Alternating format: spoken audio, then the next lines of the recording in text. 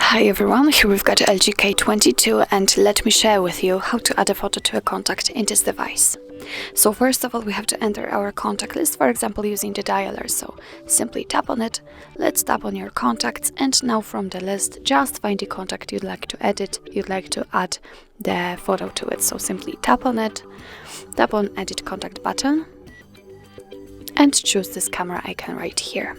And now your device gives you a chance to change the photo in two different ways. So first of all, you can tap on take a photo, and then your device will open the camera app. So this is the best option to choose if you've got the person right in front of you, or you can simply choose a photo from the gallery. So I will obviously pick choose a photo.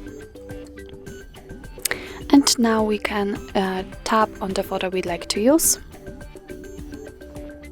And as you can see from this step, we have to adjust the size of this square and the position of the picture. And thanks to this, you can decide what you will see after saving the whole contact. So just position it like you want. You can also rotate the picture by using this switcher. So it's really up to you how you want to set it. Just make sure that you're happy with the results and tap on done. Remember to tap on save right here.